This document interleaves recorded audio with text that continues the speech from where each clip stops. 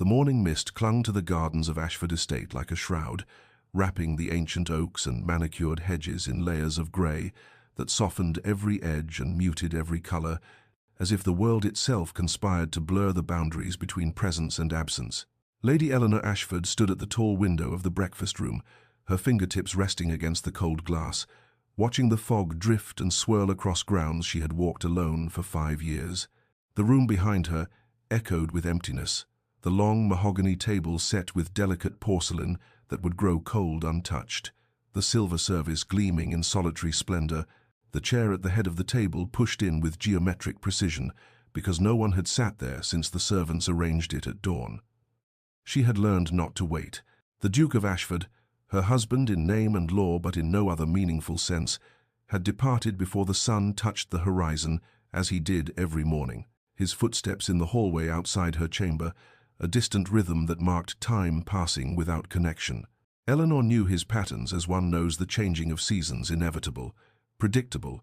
entirely indifferent to observation. He would not return until long past midnight, when the house had surrendered to darkness, and she had retreated to her rooms where she would not witness his arrival. They existed in the same grand estate, like ghosts occupying different centuries, passing through the same spaces, but never truly inhabiting them together. She had stopped arranging flowers for his study 3 years ago, when she realized he never noticed their presence or absence. She had stopped requesting his company at dinner 2 years before that, after months of polite refusals delivered through his secretary. The household staff moved around their separate existences with practiced discretion,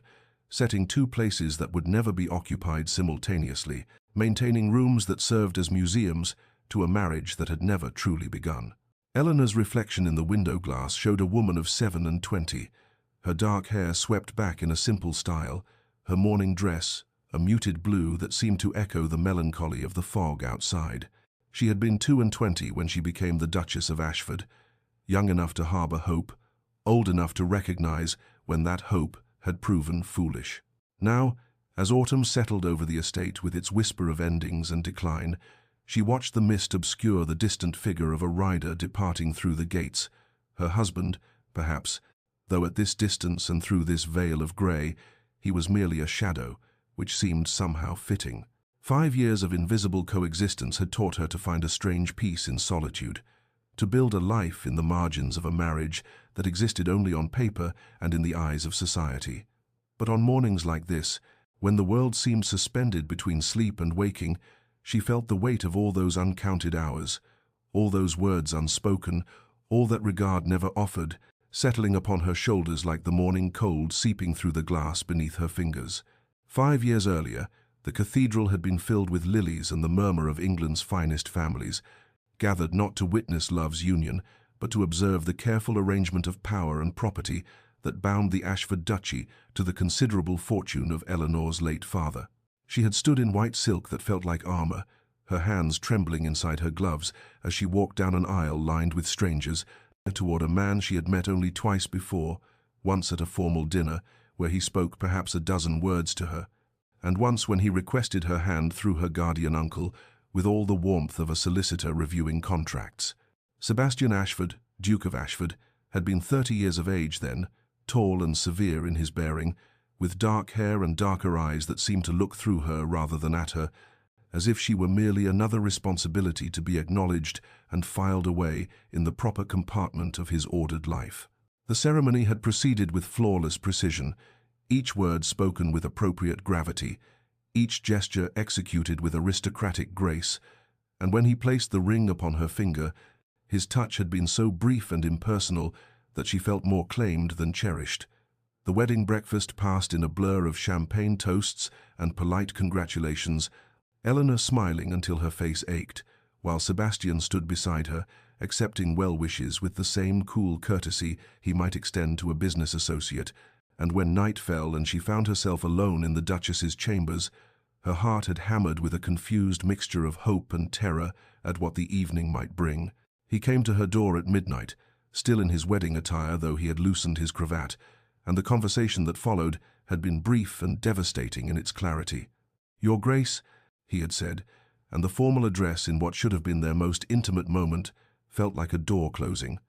"I believe we should establish the terms of our arrangement." This marriage serves necessary purposes for both our families, but I have no intention of pretending it to be something it is not. You will have every comfort, every courtesy, every freedom appropriate to your position. I ask only that you manage the household competently and appear at my side when social obligation demands it. Beyond that, I will not impose upon you, nor do I expect you to impose upon me." She had stood there in her dressing gown, carefully chosen in a moment of foolish optimism, feeling each word land like a stone. "You speak of our marriage as if it were a business contract," she had managed to say, her voice barely above a whisper. "Because that is precisely what it is," he had replied, not unkindly but with a finality that left no room for negotiating different terms. And then he had actually bowed to her, as one might to a stranger at a ball, and withdrawn to his own chambers,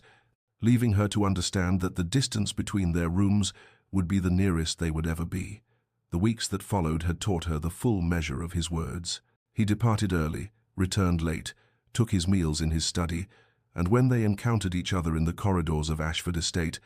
he offered polite nods that acknowledged her presence, while somehow emphasizing her insignificance. She had tried, in those early months, small gestures of connection that now made her cringe to remember asking about his day, requesting his opinion on household matters that did not require it, suggesting they might dine together occasionally. Each attempt met with courteous refusal or simple absence, until she finally understood that his indifference was not temporary adjustment, but permanent condition, and the young woman who had harbored cautious dreams of earning her husband's regard learned instead to live as a duchess in name, a ghost in practice, inhabiting a grand estate where she was neither seen nor sought. Now, standing at the breakfast-room window watching the fog obscure the grounds, Eleanor felt the weight of those 5 years as a physical thing, pressing upon her chest all those mornings of waking alone, all those evenings of dining in solitude, all those nights of lying in her bed knowing he was somewhere in the vast house, but might as well have been on another continent, for all the connection that existed between them. She had accepted this reality because acceptance was survival, because railing against indifference only exhausted the one doing the railing, and because she had finally learned what her husband had known from the beginning. Some marriages were never meant to be more than arrangements, and she had simply been foolish enough to hope otherwise. Eleanor's days had developed a rhythm over the years, not unlike the measured tick of the grandfather clock in the entrance hall. Each hour marked, each task completed, each moment passing in orderly progression toward evening, and then night, and then morning again without variation or surprise. She rose at 7, took her breakfast alone while reading correspondence that rarely contained anything of consequence, then met with Mrs. Pemberton in the morning room to review household matters,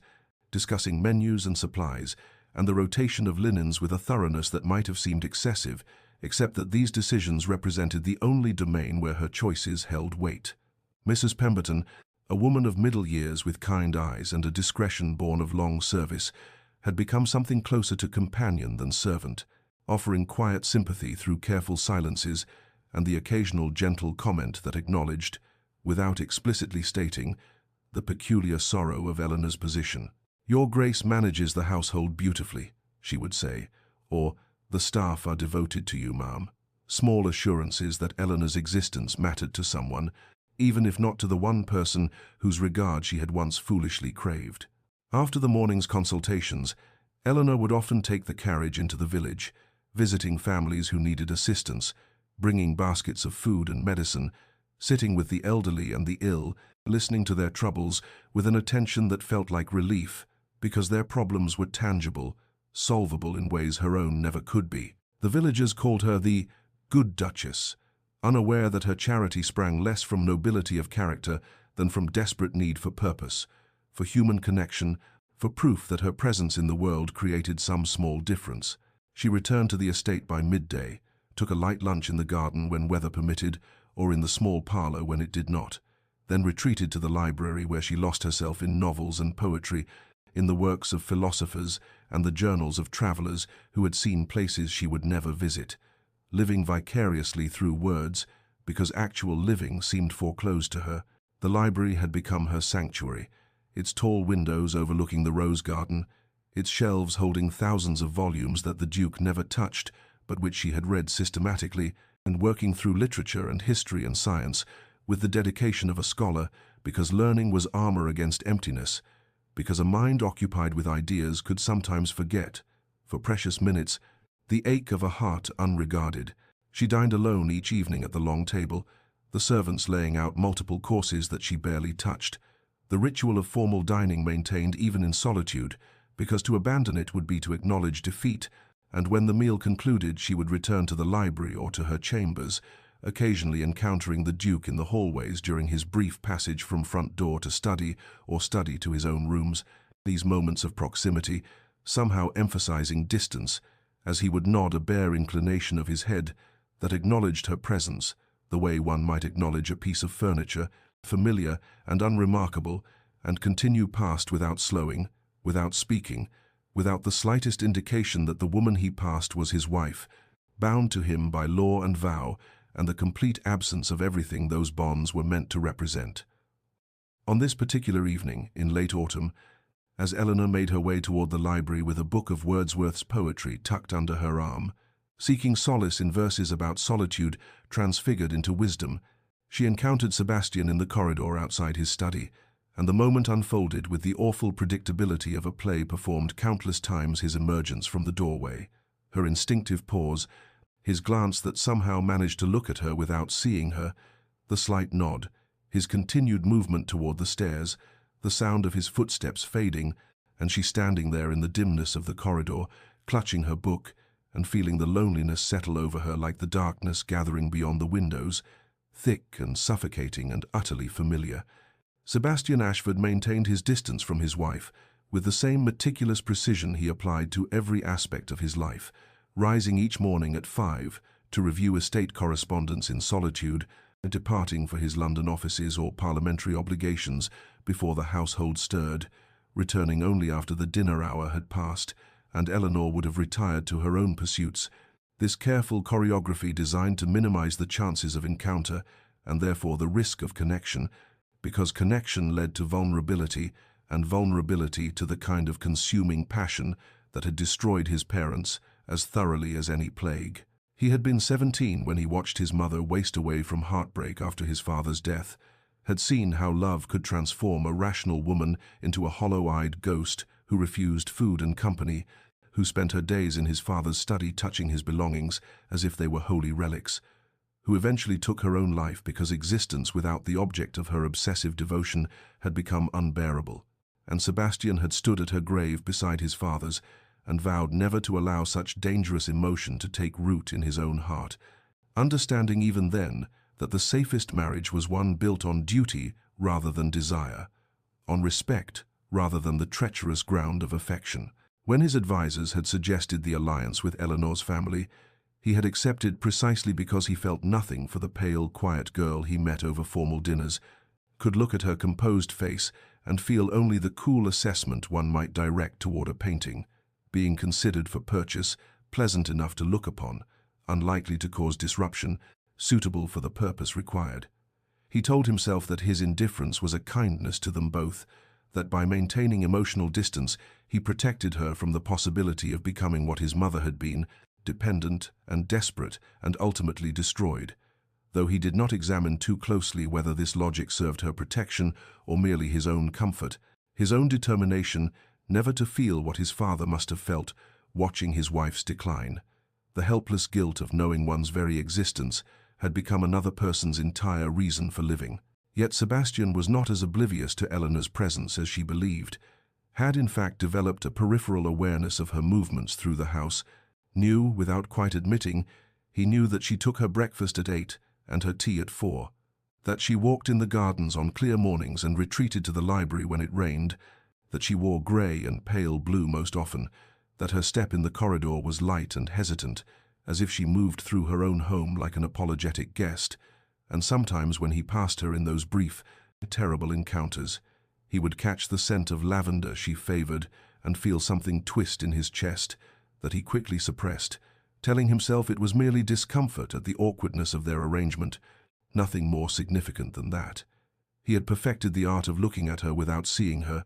of nodding acknowledgement while his mind was already moving past to the next matter, requiring attention, but there were moments, though he would not have admitted this even to himself, when he found his gaze drawn to her figure in the garden as he stood at his study window, watching the way she paused to examine roses or speak with the gardener, the way sunlight caught in her dark hair. And he would experience something uncomfortably close to curiosity about what thoughts occupied her mind and what dreams she harbored, before he turned away and buried himself in ledgers and correspondence, in the safe, quantifiable world of business and duty, where emotions could not intrude and destroy, maintaining the careful distance that was, he told himself, the greatest kindness he could offer her. The invitation arrived on a Tuesday morning in early November, delivered with the usual post and distinguished only by the heavy cream paper and the Montrose family crest pressed into crimson wax, and Eleanor nearly set it aside with the other social correspondence she routinely declined, until Mrs. Pemberton, sorting through the morning's delivery with her, made a small sound of interest and said, "The Montrose Ball, Your Grace, it's considered the event of the season. I understand," her tone carefully neutral but her eyes holding a question, perhaps even a hope. Eleanor turned the invitation over in her hands, feeling the weight of expensive stationery, reading the elegant script that requested the honor of the Duke and Duchess of Ashford's presence at an evening of dancing and celebration 3 weeks hence, and felt something stir in her chest that might have been longing or might have been fear, the two emotions so intertwined after years of careful isolation that she could no longer distinguish between them. She had not attended a social gathering since the first year of her marriage, when the pitying glances and carefully averted conversations about the Duke's conspicuous absence from her side had become unbearable, when she had realized that being seen in society only emphasized her invisibility within her own home, and she had retreated into the safety of solitude, where at least her loneliness was private, rather than publicly displayed for the entertainment of the ton. But something in Mrs. Pemberton's expression, something in the very fact that she was 25 years old and had spent the last 4 years seeing no one beyond servants and villagers,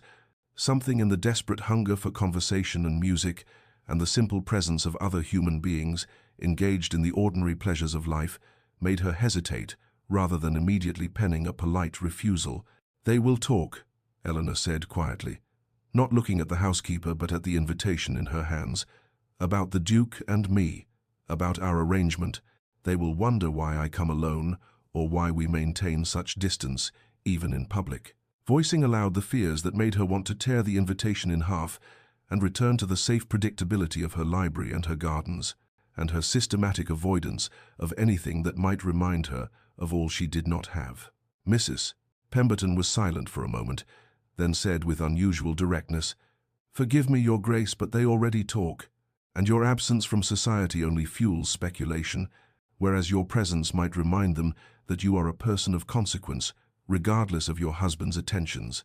And Eleanor felt the truth of this like a physical blow. The realization that her careful withdrawal had protected nothing, had only confirmed the gossip and transformed her into an object of pity rather than a woman of dignity. She thought of the years stretching ahead, identical to the years behind, each day a repetition of the last, until she was old and grey and could look back on a life spent waiting for a regard that would never come, and the prospect filled her with something close to panic, a desperate need to prove that she still existed beyond these walls, that she was more than the ghost she had become in her own home. "I shall attend," Eleanor said, her voice firmer than she felt, and saw surprise and approval flicker across Mrs. Pemberton's face before the housekeeper nodded and said, "You'll need a new gown, ma'am, something worthy of the occasion." And Eleanor, feeling reckless and terrified, and somehow more alive than she had in years, agreed, deciding in that moment that if she was to step back into the world she had abandoned, she would do so not as the pale, apologetic creature she had become, but as someone who remembered, however dimly, what it meant to be seen. The weeks that followed Eleanor's decision passed with an anticipation she had not felt in so long that the sensation itself seemed foreign, each morning bringing her closer to an evening that had taken on significance far beyond a mere social gathering, representing as it did her first deliberate step back into a world she had abandoned, her first assertion that she existed as something more than a shadow moving through empty corridors. The dressmaker came to Ashford Estate 3 times for fittings, a cheerful woman from the village who seemed to understand without being told that this gown meant something, that it needed to be more than merely acceptable, and together they chose a deep emerald silk that caught the light like water. The color so rich and alive that Eleanor felt almost guilty selecting it after years of grey and pale blue, as if she had no right to such vibrancy. But the dressmaker insisted it brought out the green in her eyes and made her skin luminous rather than pale, transforming what Eleanor had learned to see as washed-out fragility into something that might be called delicate beauty. Each fitting became a small ritual of reclamation, the dressmaker's skilled hands shaping fabric to Eleanor's frame, the bodice fitted to emphasize a figure Eleanor had forgotten she possessed, in the neckline lower than anything she had worn since her wedding, the sleeves designed to fall gracefully from her shoulders in a style that was both modest and somehow daring. And as Eleanor stood before the mirror watching the gown take shape, she felt as if she were witnessing her own resurrection, the woman in the glass, gradually becoming someone she half recognized from years ago, before loneliness had taught her to make herself small and unobtrusive. The night of the ball arrived with the cold clarity of late November, frost-etching patterns on the windows and stars sharp as diamonds in the black sky, and Eleanor began her preparations hours before necessary, needing the time to gather her courage along with her composure, letting her maid arrange her dark hair in an elegant style that left her neck exposed, fastening pearl earrings that had been her mother's, applying the faintest hint of color to her lips and cheeks. When she finally stepped into the emerald gown, and the maid fastened the long row of buttons up her back, when she turned to face her reflection in the full-length mirror, Eleanor felt her breath catch at the stranger looking back at her, a woman whose eyes held both uncertainty and determination, whose shoulders were straight rather than hunched in apologetic withdrawal, whose face showed not the blank composure of someone who had learned not to feel, but the nervous hope of someone daring to want something again. She descended the main staircase with her heart beating too fast, one gloved hand on the banister, and did not see Sebastian emerge from his study until she was halfway down, did not realize he was watching until some instinct made her glance up and find him frozen in the doorway, his expression unreadable, but his eyes fixed on her, with an intensity she had never seen, directed her way. And for a moment, neither moved, Eleanor suspended on the stairs in her green gown, like a portrait of someone she used to be. Sebastian staring as if seeing her for the first time, truly seeing her, and something passed between them in that silence, recognition perhaps, or shock, or the beginning of a question he did not yet know how to ask, before Eleanor continued her descent, and Sebastian retreated into his study without a word, and they departed for the ball in separate carriages, as they did everything else, the distance between them maintained even as something new and fragile as frost began forming in the space where indifference used to be. The Montrose estate blazed with light against the November darkness, every window golden and welcoming, and as Eleanor's carriage joined the procession of vehicles, depositing elegantly dressed guests at the entrance, she felt her carefully gathered courage begin to fray, the reality of what she was attempting suddenly overwhelming in its enormity after years of self-imposed isolation that had made society itself feel like a foreign country whose customs she had forgotten. The footman handed her down and she ascended the wide marble steps alone, her emerald gown a bright declaration against the blacks and whites and pale pastels of the other arriving guests, and she was acutely conscious of eyes turning toward her, of whispered conversations behind fans and gloved hands, of being observed and assessed and no doubt speculated about, the absent Duke's neglected wife making a rare appearance without her husband's escort. The entrance hall was a sensory assault after the quiet of Ashford Estate, all noise and movement and brilliance, chandeliers dripping crystal light, in mirrors multiplying the crowd until it seemed there were hundreds present rather than dozens, musicians tuning instruments in the ballroom beyond, and the sheer volume of human voices laughing, greeting, conversing made Eleanor's head spin after so long, hearing only Mrs. Pemberton's gentle tones and the occasional words of village women accepting her charity. She felt exposed and uncertain, her earlier confidence evaporating in the face of so much life and color and connection, and she was considering retreat, inventing some excuse about feeling unwell, when a voice beside her said, "Forgive my boldness, but you appear as overwhelmed by all this as I feel, and I thought perhaps we might be overwhelmed together rather than separately." And she turned to find a gentleman regarding her with kind grey eyes and an expression of such genuine friendliness that her instinctive withdrawal hesitated. He was perhaps 30 years of age, tall and well-formed, with dark hair touched with silver at the temples and a face that suggested intelligence and humor rather than conventional handsomeness. And he bowed with the easy grace of someone comfortable in his own skin and said, "Lord James Hartley, lately of Yorkshire, and presently wishing I had stayed there, as I'm hopeless at these affairs and know almost no one, which makes me either the worst or the best person to offer you company, depending on your tolerance for awkward conversation." Eleanor found herself almost smiling despite her nervousness, something in his self-deprecating manner putting her at ease, and she curtsied, saying, "Eleanor Ashford, your grace, rather, I mean your lordship, I'm the one making conversation awkward already," and was surprised when he laughed, not unkindly but with real amusement, and replied, "Then we're well matched in our ineptitude, your grace, and might I request the honor of this dance so we can be awkward in motion rather than standing here being awkward stationary?" She hesitated, glancing around for Sebastian, though she knew he would not be near. It would be somewhere on the periphery, maintaining his careful distance as always.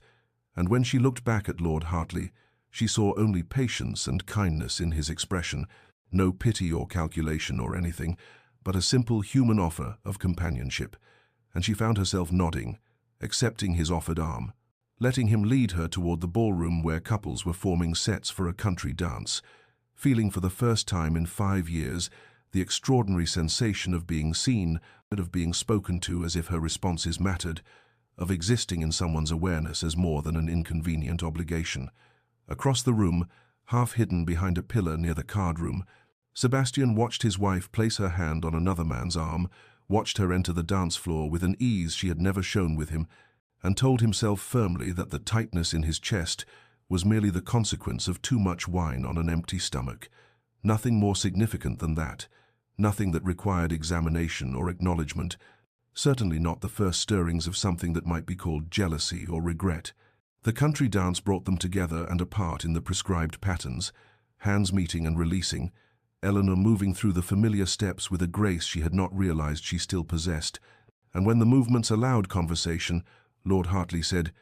"You dance beautifully, your grace," with the ease of someone who has done this since childhood, and Eleanor found herself responding without the careful guardedness that had become her constant companion, saying, "My mother insisted I learn properly, though I confess I haven't danced in so long I feared I'd forgotten entirely, but apparently the body remembers what the mind thinks lost." The dance separated them briefly, then brought them back together, and Hartley continued as if there had been no interruption. "I find that true of many things we believe ourselves diminished by time and disuse, but touch the right circumstance, and we discover we've merely been waiting rather than withering." And there was something in the way he spoke, a philosophical thoughtfulness that suggested he was someone who actually considered ideas rather than merely repeating fashionable opinions, that made Eleanor venture, "You speak like someone who reads more than society pages," and his smile transformed his entire face into something warm and genuine as he replied, "Guilty as charged, I'm afraid I'm far more comfortable with poetry than politics, much to my steward's despair, and I suspect I bore everyone terribly with my enthusiasm for Wordsworth and Coleridge and all those lake poets my friends consider hopelessly rustic." Eleanor felt something light and forgotten stir in her chest, an excitement she had not experienced since her university-educated governess had first introduced her to serious literature years ago, before marriage had made such pursuits seem irrelevant to her reduced existence, and she said with an animation that surprised her, "But Wordsworth isn't rustic at all. Or rather, he is but deliberately so, finding in nature what society obscures, that inward eye which is the bliss of solitude, the ability to find transcendence in ordinary moments." And Hartley's expression shifted to delighted surprise as he said, "You know daffodils, but of course you do. Forgive me, I've grown so accustomed to blank stares when I mention poetry that actual recognition feels remarkable. Do you read widely then?" The dance continued around them, but Eleanor barely noticed the other couples, conscious only of this conversation, this connection, this extraordinary experience of being heard and responded to as if her thoughts had value. And she told him about her library at Ashford Estate, the books she had accumulated over years of solitary reading, her particular love of the romantic poets, but also her fascination with philosophy, with Locke and Hume, and their questions about consciousness and identity, and Hartley listened with such evident interest that she kept talking, the words spilling out like water from a broken dam, 5 years of unshared thoughts suddenly finding expression. They discussed the nature of memory and whether identity persisted without witness, debated whether Shelley's atheism enhanced or diminished his poetry, argued pleasantly about whether reason or emotion provided truer access to reality, and Hartley made her laugh, actually laugh, the sound startling from her own throat, when he declared that any philosophy that couldn't account for the pleasure of a perfectly baked scone was fundamentally incomplete, and Eleanor heard herself laughing again when she countered that clearly he had never truly suffered, or he wouldn't be so flippant about the comfort of reason in darkness. Across the ballroom, still half concealed by the pillar, Sebastian watched his wife's face transform with laughter, watched her become animated and alive in a way he had never witnessed, watched her engage with this stranger with an ease and joy that made something twist painfully in his chest, and he told himself again that he didn't care, that this was exactly what he had wanted. Eleanor occupied and content with her own life separate from his, but his hands gripped his wine glass with enough force that his knuckles whitened, and he found he could not look away, could not stop watching this version of Eleanor he had never known existed, vibrant and laughing and absolutely beautiful in her emerald gown, and for the first time in 5 years, Sebastian felt the carefully constructed indifference that had governed his marriage begin to crack under the weight of something he refused to name. The country dance concluded with a final turn and bow, and as the musicians paused to prepare the next set, Eleanor found herself breathless, not from exertion, but from the sheer unfamiliarity of sustained human connection and of being listened to and responded to as if her thoughts held weight and interest. And when Lord Hartley offered his arm to escort her from the floor, she accepted without the hesitation that had governed her earlier movements. Already growing accustomed to this radical notion of companionship, he guided her toward the refreshment room, speaking of a particular translation of Dante he had recently acquired, asking if she had read the Inferno and what she had made of its conception of divine justice. And Eleanor was formulating a response about the difference between justice and vengeance when they encountered an elegant woman of perhaps 25 years who shared Hartley's grey eyes and intelligent expression, and he said with evident affection, "Eleanor, forgive me. Your Grace, may I present my sister, Lady Catherine Hartley, who has been attempting to civilize me since childhood with limited success," and Catherine curtsied with a warmth that suggested genuine friendliness rather than mere formality, saying, "My brother has spoken of nothing but poetry and philosophy since returning from your dance. Your Grace," which means you've either humored his obsessions magnificently or actually share them, and I'm hoping desperately for the latter, as it would be delightful to have someone who might discuss ideas rather than merely fashion and gossip. Eleanor found herself drawn to Catherine's directness, so different from the careful social maneuvering she remembered from her brief season before marriage, and they fell into easy conversation about books and ideas while Hartley procured refreshments, returning with champagne and small delicate pastries that Eleanor accepted gratefully, suddenly aware that she had been too nervous to eat before leaving Ashford Estate. The three of them stood together in companionable conversation, Catherine mentioning that she and James were visiting from Yorkshire for the season, that they found London exhausting but occasionally necessary, that she longed to return to their estate, where she could ride and read without society's constant observation. And Eleanor felt a kinship with this woman who seemed to value substance over superficiality, who spoke her mind without artifice or calculation. As the musicians began tuning for the next set, Hartley turned to Eleanor with an expression that was both hopeful and slightly hesitant, and he said, "Your Grace, I wonder if I might presume upon your kindness. Would you consent to another dance, or have I monopolized your evening too thoroughly already?" Eleanor felt the familiar flutter of conflicting desires, the pleasure of being wanted for her company, warring with the ingrained sense that she should not draw attention and should not give society further cause to speculate about the absent Duke's neglected wife. But when she glanced toward where she had last seen Sebastian lurking by the pillar, he was no longer there, vanished as he always did, and she thought with a flash of something that might have been defiance or despair that 5 years of invisibility had earned her at least one evening of visibility, one night of existing in someone's awareness as more than an inconvenience or obligation. She was about to accept when Hartley continued, his voice dropping slightly, as if to offer privacy despite the crowded room. "And I hope this is not too forward, Your Grace, but I wonder if I might call upon you at Ashford Estate. I leave for Yorkshire in a fortnight, and I confess I would very much enjoy continuing our conversation about Wordsworth's conception of memory and identity, if you would permit such a visit." And Eleanor felt her breath catch, because this was different from a dance. This was acknowledgement that he wanted more than a single evening's acquaintance, that he found value enough in her company to pursue it deliberately. Her mind raced through implications and proprieties, acutely aware that she was married even if that marriage existed only on paper, that accepting calls from an unmarried gentleman might cross some invisible line she had not yet articulated. But Hartley seemed to read her hesitation, because he added quickly, "I should clarify. I seek only friendship and conversation. Your Grace, I would never presume anything inappropriate given your circumstances, but I have so rarely found someone who engages with ideas as you do, and Catherine would accompany me as chaperone. It would all be entirely proper, merely an opportunity to discuss literature and philosophy over tea rather than shouting over ballroom music." And there was such earnest hopefulness in his expression, such genuine interest in her thoughts rather than any calculated seduction, that Eleanor found herself nodding, saying, yes, she would welcome such a visit, that she too had rarely found opportunities for substantive conversation and would value the chance to continue their discussion. Hartley's face transformed with pleasure, and he bowed deeply, saying, "You have made this tedious ball entirely worthwhile, Your Grace. I shall call Tuesday next if that suits." And Eleanor agreed, feeling something like anticipation bloom in her chest, something she had not felt in so long she had almost forgotten the sensation, and as Hartley led her back onto the floor for their second dance, she did not see Sebastian emerge from the card-room where he had retreated, did not notice how his hands gripped his wine-glass with such force that the delicate crystal stem cracked beneath his fingers, did not observe how his carefully cultivated indifference had given way to something raw and painful that he refused to examine too closely,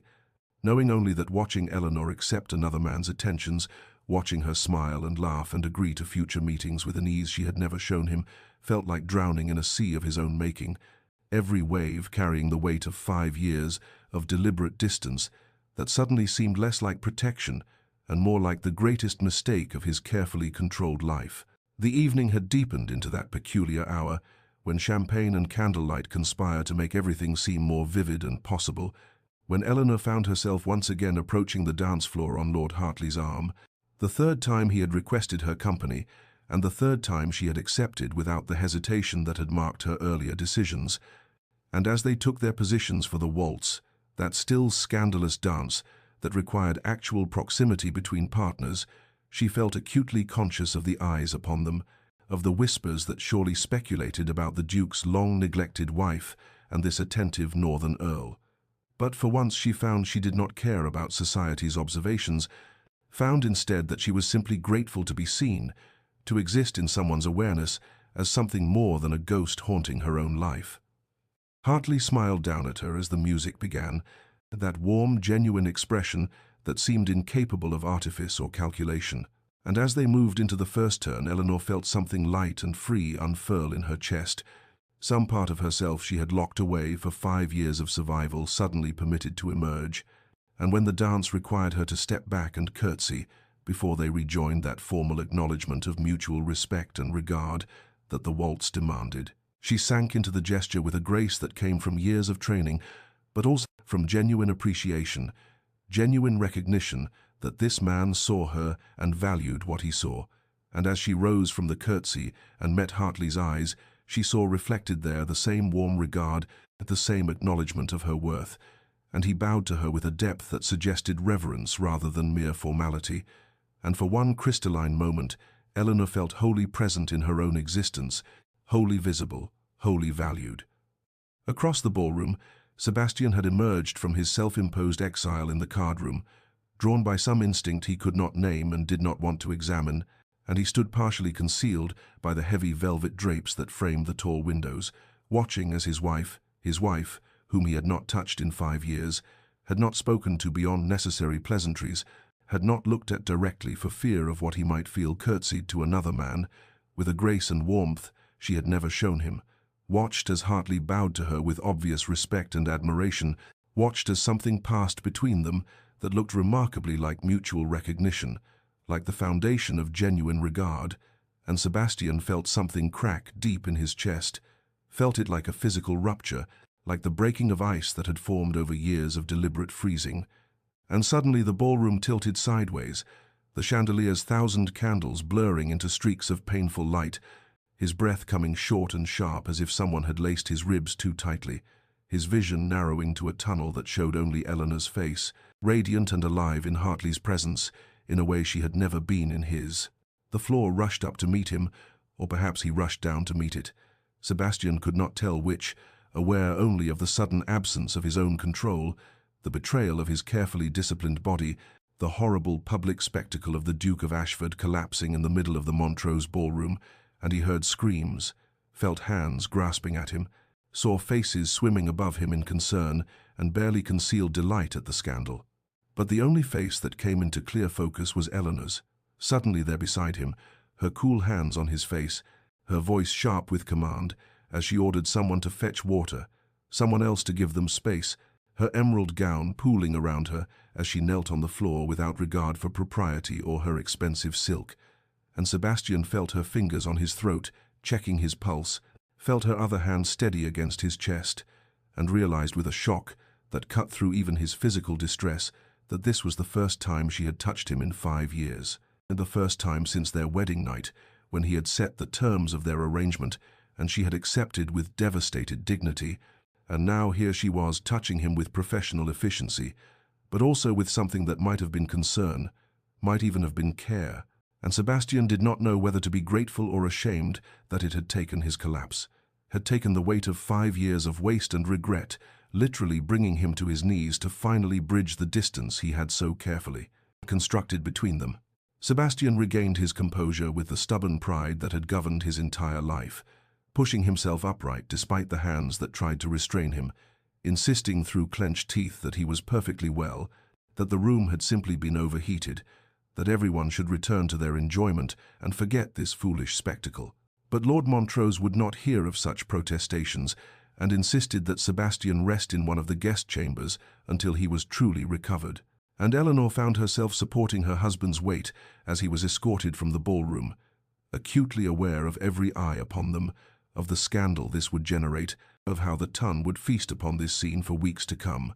The absent Duke collapsing at the exact moment, his neglected wife showed interest in another man, but such concerns felt distant and unimportant compared to the alarming pallor of Sebastian's face, the tremor in his hands that he could not quite disguise, the way his breathing remained shallow and irregular, despite his claims of wellness. Hartley materialized beside them with admirable discretion, offering his assistance in a low voice that suggested he understood both the gravity of the situation and the delicacy required. But Eleanor saw something pass between the two men, some masculine communication that resulted in Hartley stepping back with a small bow and a murmured, "I shall call another time, Your Grace," directed at Eleanor with such understanding and lack of presumption that she felt a flash of gratitude for his graceful retreat, his recognition that whatever else this evening had been, her husband required her attention now, and Hartley's continued presence would only complicate matters. The carriage ride back to Ashford Estate passed in tense silence. Sebastian slumped against the velvet cushions with his eyes closed. Eleanor perched on the opposite seat with her hands folded tightly in her lap to keep them from reaching out to check his pulse again, to smooth the hair back from his damp forehead, to offer comfort. She had no right to give, and he had never wanted to receive. But every few moments her gaze would flicker to his face, searching for signs of further distress, cataloguing the harsh lines of pain around his mouth, the unusual vulnerability in his posture, and when the carriage hit a particularly rough patch of road, and Sebastian's eyes opened briefly, she found herself saying, "The physician should examine you," her voice coming out sharper than intended, edged with a concern she could not quite suppress, and Sebastian responded with something between a laugh and a groan, saying,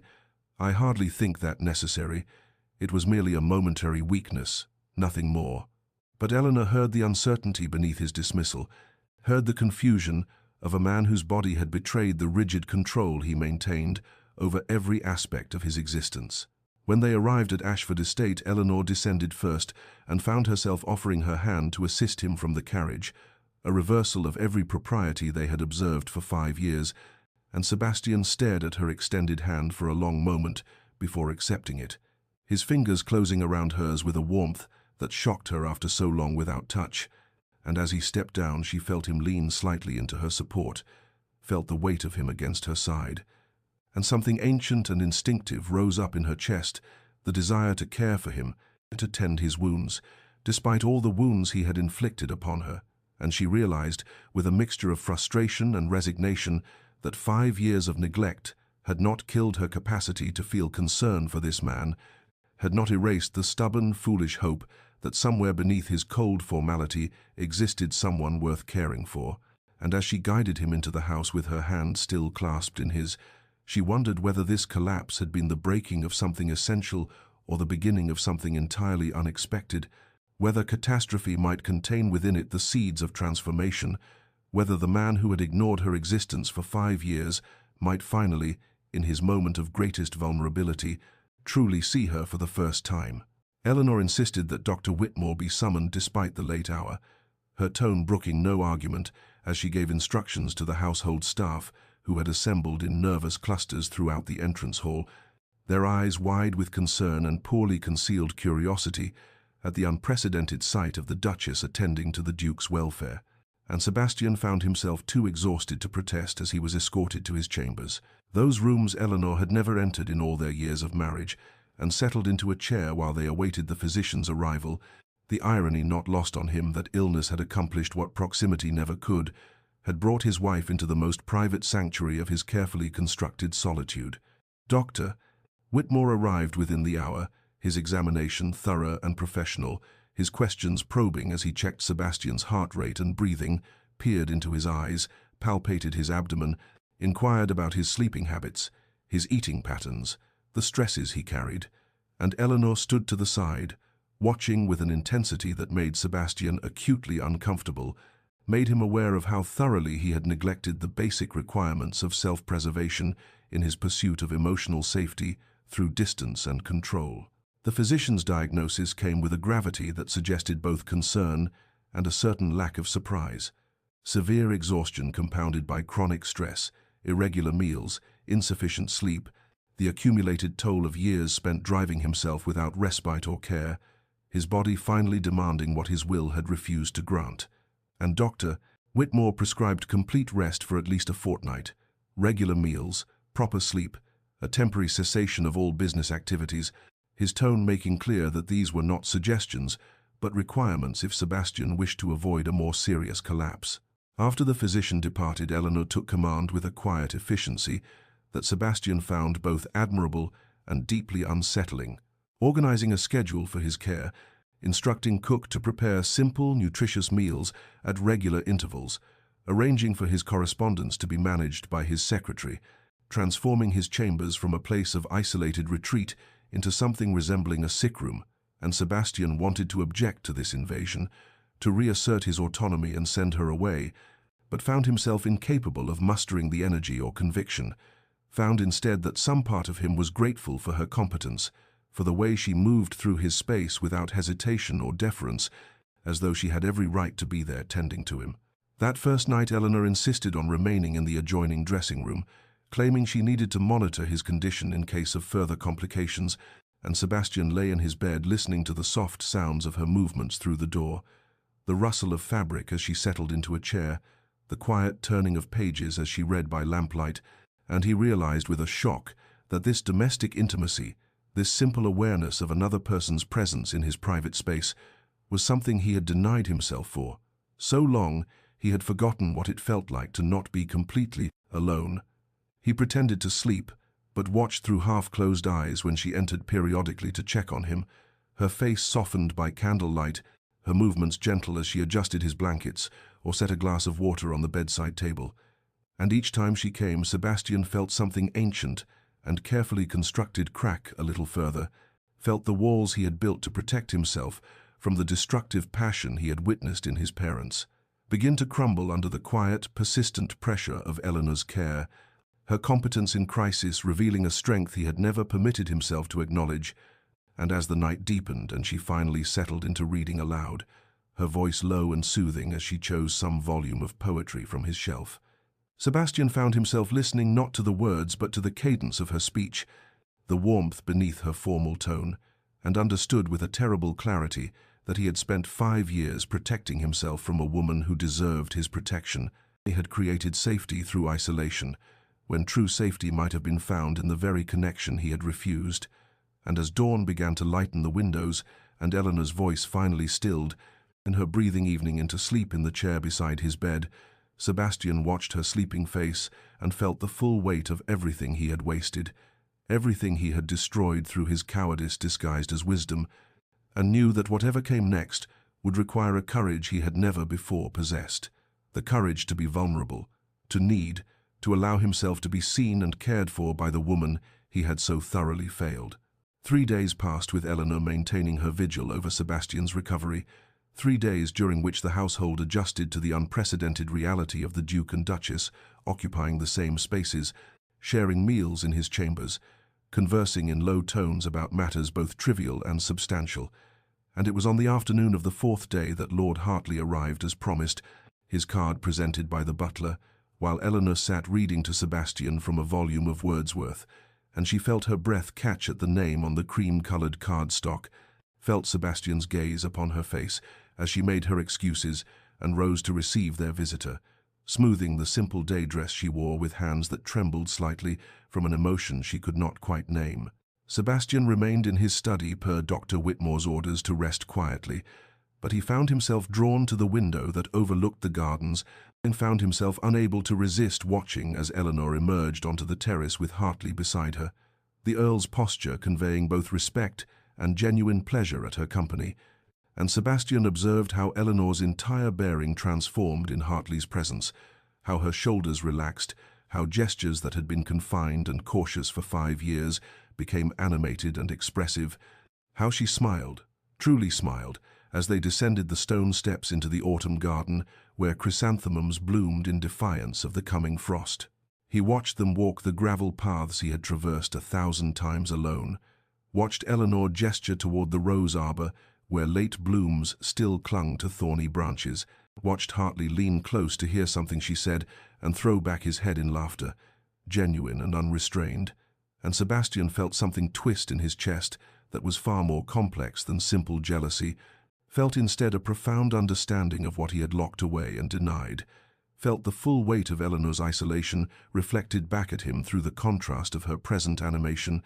and understood with terrible clarity that this woman, his wife, bound to him by law and vow, and 5 years of shared emptiness, had been starving for exactly this kind of connection, this simple human warmth of conversation and regard that he had systematically denied her, while convincing himself his indifference was a form of protection. Hartley's conduct remained impeccable throughout the visit, his manner toward Eleanor suggesting the highest respect, never presuming upon familiarity or exploiting the obvious vulnerability of her circumstances,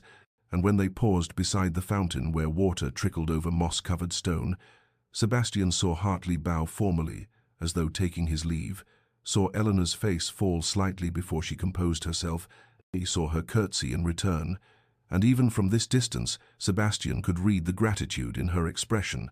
could see that Hartley had offered her something precious and rare, the simple gift of being seen, being heard, being treated as a person worthy of attention and care. And Sebastian's hands clenched on the window frame as he recognized that this man, this stranger who had known Eleanor for mere hours across 2 encounters, and had shown her more genuine regard than her own husband had managed in 5 years of marriage. As Hartley departed and Eleanor remained in the garden, her face turned up toward the pale autumn sun with her eyes closed. Sebastian felt his jealousy transform into something far more difficult to bear, felt it transmute into regret so profound it threatened to crush him. Regret for every conversation denied, every smile unseen, every opportunity for connection deliberately destroyed in the service of his fear, and he understood that Eleanor was not some treasure he had kept locked safely away, but a living woman whose light he had systematically extinguished, whose warmth he had frozen through calculated neglect, and watching her standing alone in the garden, beautiful and melancholy, and utterly beyond his reach. Despite the legal bonds that tied them, Sebastian finally comprehended the full magnitude of what he had done, finally understood that his attempt to avoid his parents' destructive passion had created its own form of destruction, and felt rising within him a desperate need to somehow bridge the chasm he had created, though he had no idea whether 5 years of damage could ever be repaired or whether Eleanor would even grant him the opportunity to try. That evening, Sebastian dismissed his valet early and sat alone in his study as darkness gathered beyond the windows, the room illuminated only by the fire crackling in the hearth and a single lamp on his desk, its golden light casting shadows that seemed to dance like ghosts of all the choices he had made and all the moments he had destroyed. And he found himself unable to focus on the estate papers before him, unable to think of anything except Eleanor's face in the garden that afternoon, the way she had looked at Hartley with such openness and trust, the way she had never looked at him in 5 years of marriage. And Sebastian rose from his desk to stand before the fire, staring into the flames, as though they might offer some wisdom or absolution for the waste he had created. The memories came unbidden, as they always did when he allowed himself to be still and vulnerable, memories of his childhood at Ashford before it had become this mausoleum of careful distance, memories of his parents whose passion for each other had burned so bright and so destructive that it had consumed them both and nearly destroyed their only son in the conflagration,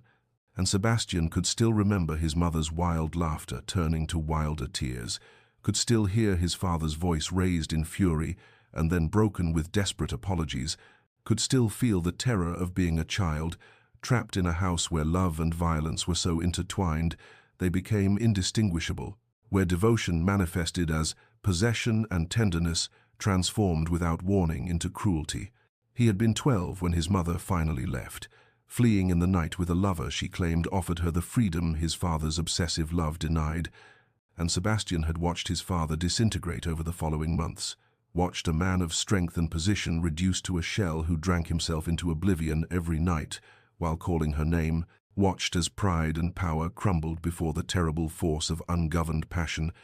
and when his father died less than a year later, whether by accident or intention, Sebastian had never been certain. The boy had stood at the grave and made a silent vow that he would never allow himself to become such a creature,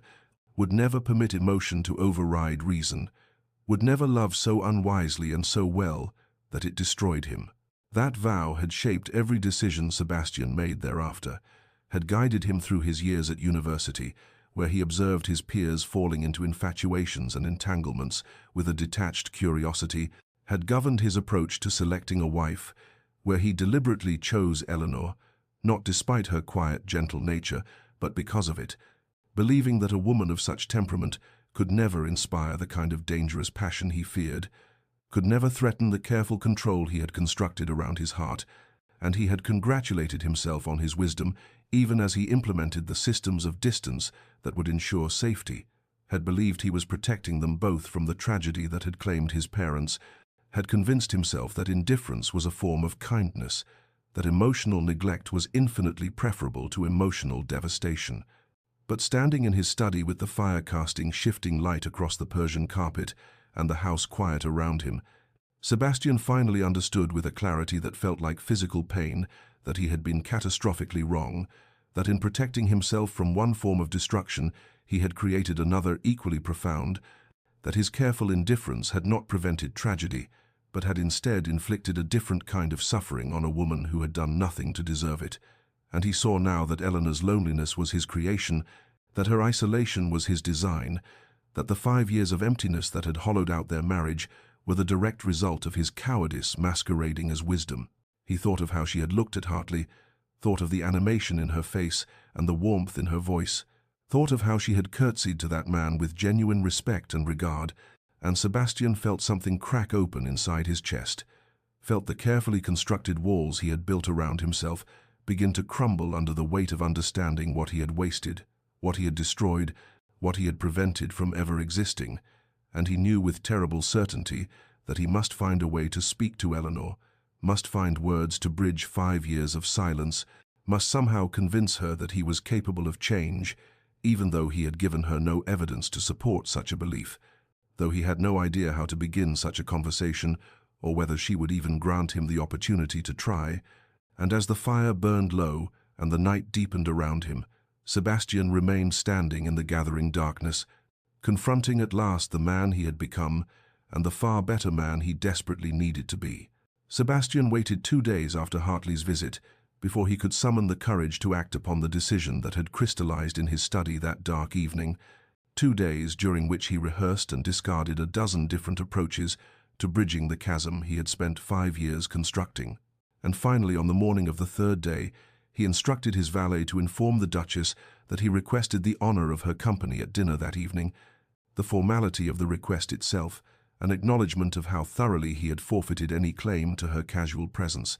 And when the valet returned with Eleanor's carefully neutral acceptance, Sebastian felt his heart accelerate with an anxiety he had not experienced since his university days, an uncomfortable awareness that he was about to attempt something for which his entire adult life had left him catastrophically unprepared. The dining room that evening seemed both too large and too intimate, as Sebastian entered to find Eleanor already seated at what had traditionally been her solitary place at the long mahogany table,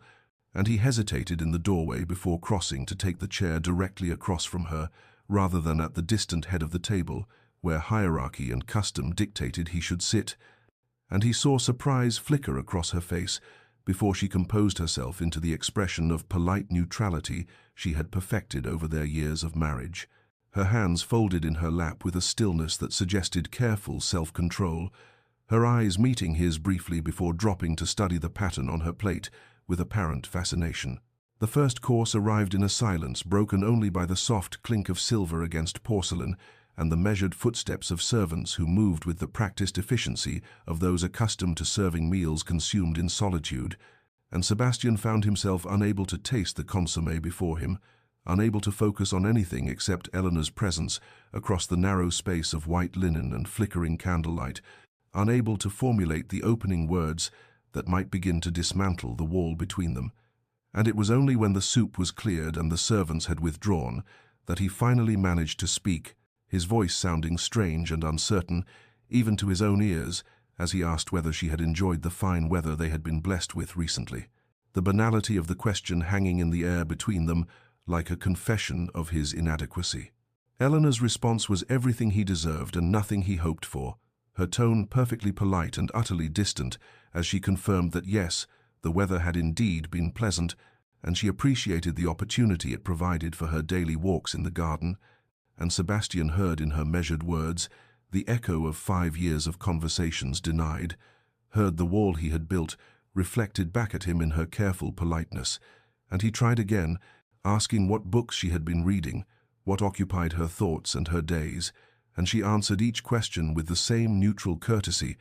describing her current volume of Austen and her charitable work in the village, with a detachment that made clear she was responding to duty rather than desire, protecting herself behind the same barriers of formality he had taught her were necessary for survival in their marriage. He asked then about Hartley, the question emerging more abruptly than he intended, asked whether the Earl had proven an agreeable acquaintance, and saw something shift in Eleanor's expression, saw her chin lift slightly as she met his gaze with a directness she had not displayed earlier in the meal, and she told him with quiet dignity that Lord Hartley had been kind enough to offer his friendship, that he was a gentleman of culture and conversation, that she found his company refreshing, the final word chosen with deliberate care, and Sebastian understood that she was both answering his question and issuing a challenge, asserting her right to seek elsewhere what he had denied her here, and he felt the truth of his situation settle over him like a weight, as he recognized that he had no grounds to object, no foundation upon which to build a claim to her attention or her regard, no right to ask anything of her except perhaps the opportunity to try to become worthy of what he had squandered. Sebastian attempted then to express something of what he had been feeling, tried to find words for the understanding that had been growing in him since the collapse at the Montrose ball, but his vocabulary, so adequate for estate management and political discourse, proved utterly insufficient for matters of emotion and regret, and his fumbling sentences about having perhaps been too distant, about recognizing that their arrangement might benefit from greater cordiality, fell between them like stones, heavy and graceless, and he saw Eleanor's expression shift from wariness to something that might have been disappointment or perhaps simply resignation, saw her withdraw even further behind her careful composure, and when she rose from the table with a murmured excuse about fatigue and retired before the final course was served. Sebastian remained alone in the dining room with the candles burning low, and the realization that crossing 5 years of silence would require far more than awkward dinners and inadequate words. It would demand a transformation he was not certain he possessed the courage or capability to achieve. The following weeks brought changes to Ashford Estate so subtle that the servants might not have noticed, had they not been accustomed to 5 years of rigid patterns, suddenly disrupted, and Eleanor found herself navigating a landscape transformed not by dramatic gestures, but by the quiet accumulation of small attentions that left her uncertain whether she was witnessing genuine transformation or merely observing a man attempting to assert ownership over what he feared losing to another. Sebastian began appearing at dinner every evening, no longer sending excuses or remaining sequestered in his study until the household slept, and though their conversations remained stilted and careful, she detected, in his questions about her day and her thoughts, something that resembled actual interest rather than mere politeness, and she responded with cautious civility and unwilling to expose herself to disappointment, but unable to entirely ignore the effort he was making. He asked her opinion on matters of estate management for the first time in their marriage, inquiring whether she thought the tenant farmers might benefit from new equipment or whether the village school required additional funding, and Eleanor answered honestly while wondering whether he would actually implement her suggestions or whether this was simply performance.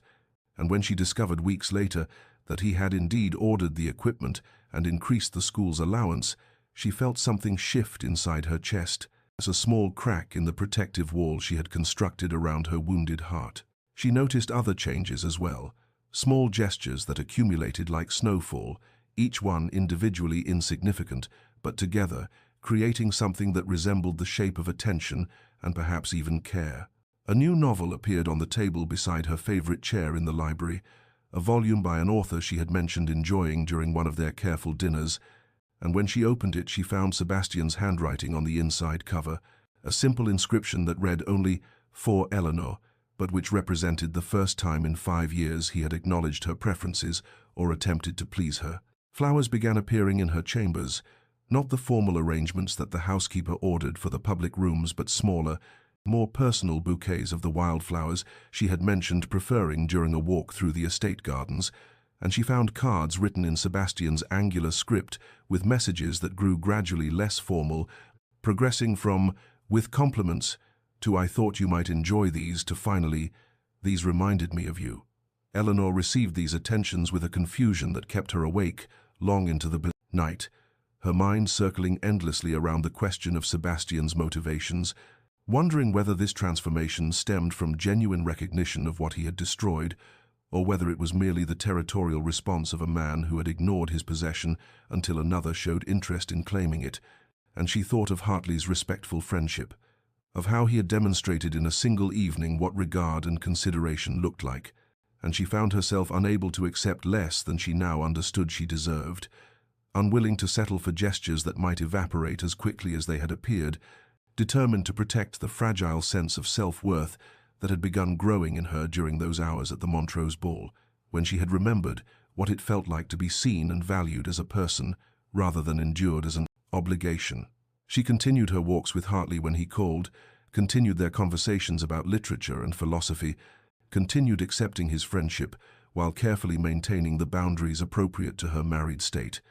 And she was aware that Sebastian watched from the windows of his study, was conscious of the tension in his shoulders when she returned from those walks, with color in her cheeks and animation in her voice, but she refused to surrender the one source of genuine human connection she had found, simply to soothe the conscience of a man who had spent 5 years ensuring she had nothing. And so the weeks passed in this strange state of transformation and uncertainty, of small kindnesses offered and carefully received, of a marriage beginning to shift from its foundation of indifference towards something Eleanor could not yet name and did not yet trust, while she guarded her heart and waited to discover whether Sebastian's changed behavior would prove lasting enough to risk believing in, or whether she would once again find herself alone in the vast emptiness of Ashford Estate, this time with the added pain of having hoped for something better. The uncertainty became unbearable on a grey morning in late November when Eleanor woke to find frost coating the windows of her chamber and realized she could no longer endure the careful dance she and Sebastian had been performing for weeks, could no longer bear the weight of not knowing whether his attentions stemmed from genuine transformation or merely from the territorial instinct of a man who had ignored his possession until another threatened to claim it, and she decided with a clarity that surprised her that she would demand the truth regardless of what it might cost her, would insist upon honesty even if that honesty destroyed the fragile détente they had established, because living in this state of suspended hope was proving more painful than the 5 years of accepted loneliness had ever been. She found Sebastian in his study that afternoon, in the room that had served as his refuge from her existence for their entire marriage, and when she entered without knocking, she saw surprise flash across his face, followed by something that might have been apprehension, and she closed the door behind her with a firmness that made clear she would not be easily dismissed, and she stood before his desk with her hands clasped tightly to stop their trembling, and asked the question that had been consuming her thoughts for weeks, asked whether his recent attentions represented genuine change or merely jealous possession, whether he was seeing her at last or simply asserting ownership over what he feared losing. Sebastian rose from his chair, his face pale in the weak afternoon light filtering through the mullioned windows, and Eleanor watched him struggle to find words, saw him open his mouth and close it again, saw in his expression the same inadequacy with emotional articulation that had characterized their awkward dinners, and she felt something inside her begin to crack as she realized he might not be able to give her the answer she needed, might not possess the vocabulary or the courage to name what he was feeling, and she heard her voice break as she told him she could not continue like this, could not accept gestures and attentions without understanding their source, or could not risk hoping again, only to discover she had misunderstood everything. He came around the desk then, moved toward her with an urgency she had never seen in him before, and he stopped just beyond arm's length, as though uncertain whether he had the right to close the distance, and when he finally spoke, his voice was raw with something that sounded like pain, as he told her that watching her curtsy to Hartley at the Montrose ball, watching her receive from another man the regard and respect he had never offered her, had shown him with devastating clarity what he had destroyed, and he confessed that the collapse had not been merely physical weakness, but rather the sudden, unbearable weight of 5 years of waste, 5 years of squandering what had been freely given, 5 years of treating as obligation what should have been treasured as gift. Eleanor felt tears begin to slip down her cheeks as Sebastian continued, his words coming faster now, as though a dam had broken, and he told her of his parents' passionate and toxic love that had ended in tragedy, told her of his terror of repeating their pattern, told her that he had believed indifference was protection, that distance was kindness, that by refusing to love her he was saving them both from destruction, and he had not understood until he saw her with Hartley, that in protecting himself from one kind of tragedy he had created another, had condemned them both to a different form of slow destruction, and had been cruel in what he convinced himself was kindness. She watched him struggle with the confession, saw the effort it cost him to excavate and examine feelings he had spent a lifetime burying, and when he finally fell silent and stood before her with his defenses stripped away, she understood that whatever else this was, it was genuine, that his transformation might be incomplete and uncertain, but it was real, and she wept then for the 5 years they had lost, for the pain they had both endured, for the terrible waste of 2 people living as strangers under the same roof when they might have been companions, might have been friends, might even have been partners if he had possessed the courage to try and she had known enough to demand it. And when Sebastian reached tentatively toward her and she did not pull away, he gathered her into his arms and held her while she cried against his chest, and she felt his tears falling into her hair as he whispered again and again that he was sorry, so terribly sorry, for all the years he had made her invisible when she deserved to be seen, for all the loneliness he had caused when he might have offered companionship, for squandering what he now understood was precious beyond measure, and Eleanor clung to him and wept for what had been lost while simultaneously feeling the first fragile stirring of possibility for what might yet be built from these ruins, if they both possessed the courage to try. Eleanor stepped back from Sebastian's embrace after several long moments, wiping the tears from her cheeks with trembling fingers, and though the confession he had offered carried the weight of genuine emotion, and the pain in his eyes appeared authentic. She found herself unable to simply accept his words and allow 5 years of systematic neglect to dissolve into forgiveness, unable to ignore the truth that weeks of attention and a single vulnerable conversation could not erase the accumulated damage of half a decade spent being treated as invisible, as less than an obligation, as a presence to be avoided rather than a person to be known. And she looked at him standing before her, with his own tears still wet on his face, and spoke with a steadiness that surprised her, given the trembling she felt throughout her entire body. She told him that she believed he was sorry, believed that his realization was genuine, believed that he had indeed spent 5 years operating under a mistaken philosophy, that distance was protection and indifference was kindness. But she could not allow belief in his sincerity to override the fundamental truth that she deserved more than to be suddenly noticed only when another man showed her the regard that should have been hers by right, deserved more than to become visible, only when the possibility of losing her made Sebastian finally see what he had possessed all along. And she watched his face as she explained that Hartley had shown her in the span of a single evening what it meant to be treated with consideration and respect, had demonstrated through simple conversation and genuine interest that she was worthy of attention, worthy of being seen and heard and valued, and she would not accept less than that standard, regardless of how much Sebastian's confession might have moved her, or how genuine his remorse appeared to be. Sebastian listened without interrupting, his expression shifting between pain and understanding, and when Eleanor paused to gather her thoughts, he nodded slowly and told her that she was right, that 5 years of neglect could not be erased by weeks of changed behavior,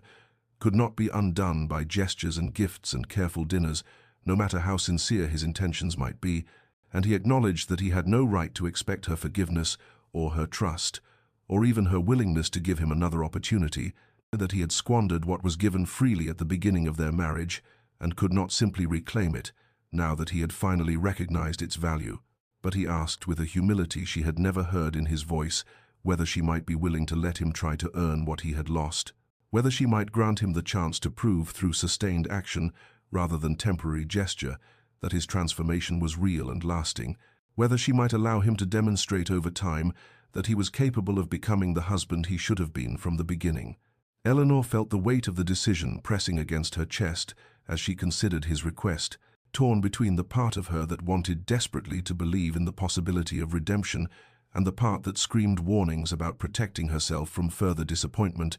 about guarding the fragile self-worth she had only recently begun to reclaim.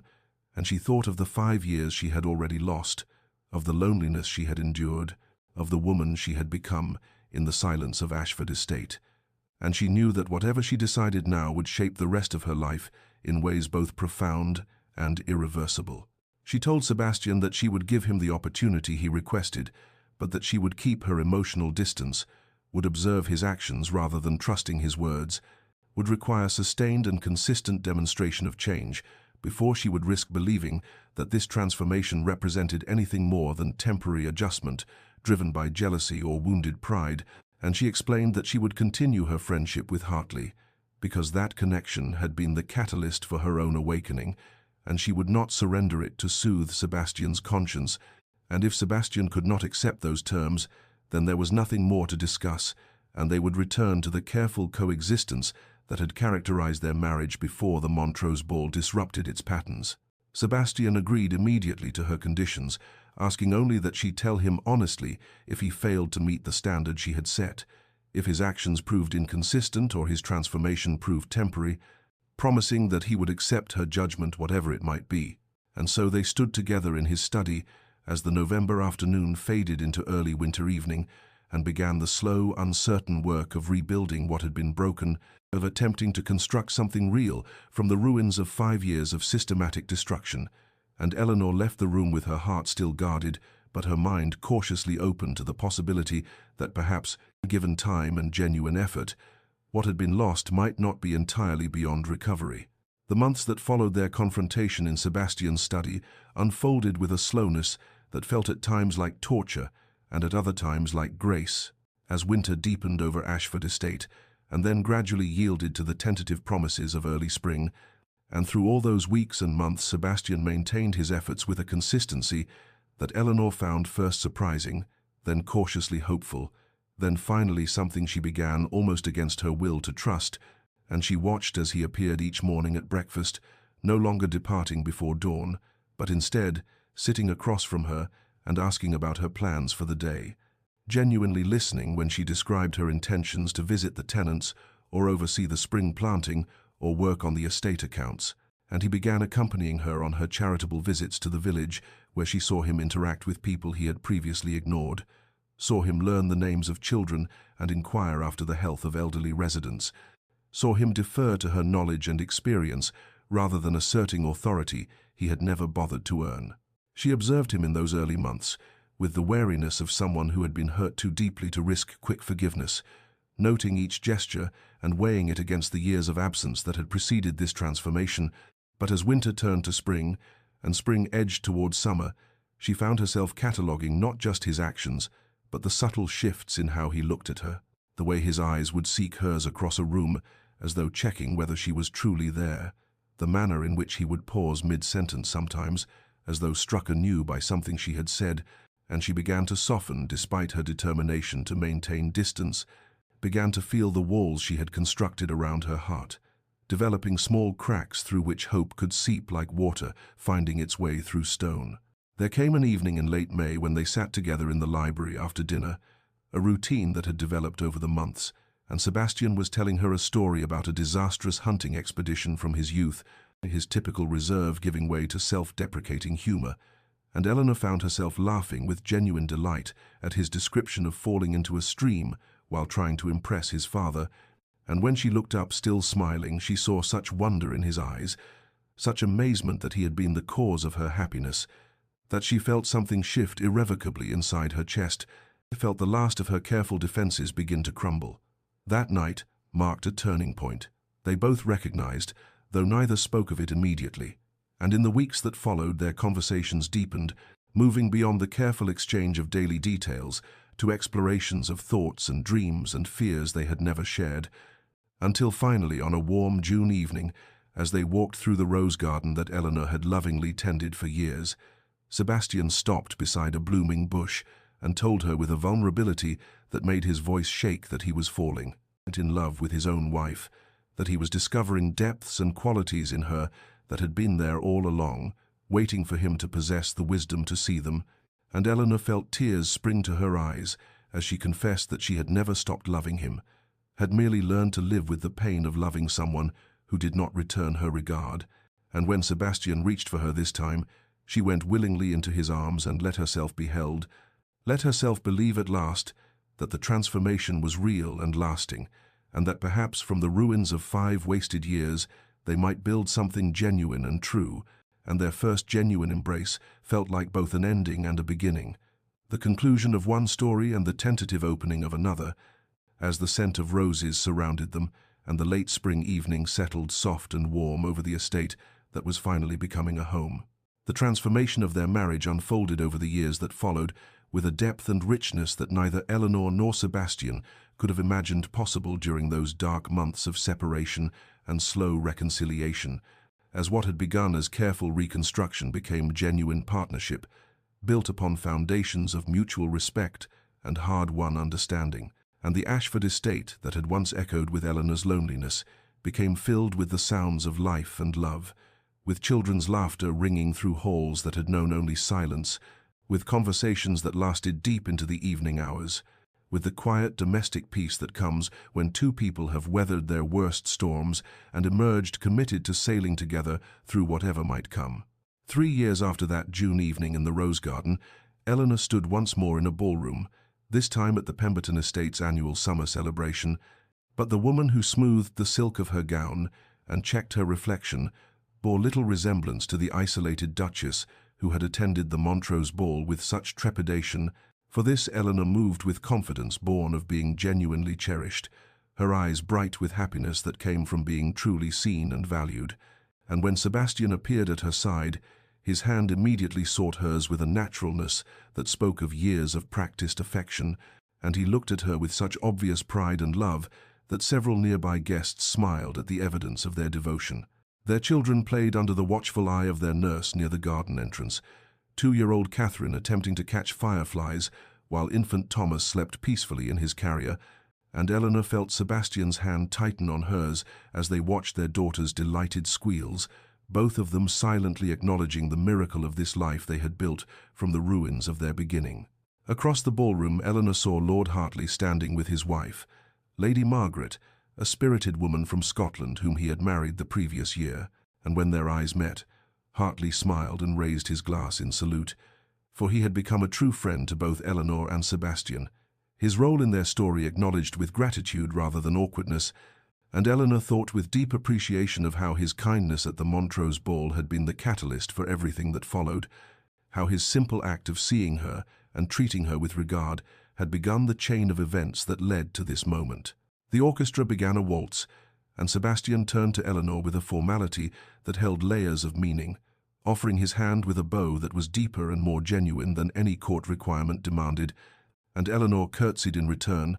the gesture carrying the weight of all the respect and love that had grown between them,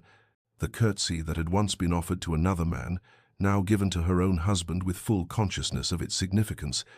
and Sebastian's eyes gleamed with emotion as he led her onto the floor, his hand at her waist, steady and sure, and as they moved through the familiar patterns of the dance, Eleanor thought of all the moments that had brought them here, the pain and the healing, the patience and the persistence, the courage it had taken for both of them to be vulnerable enough to try again.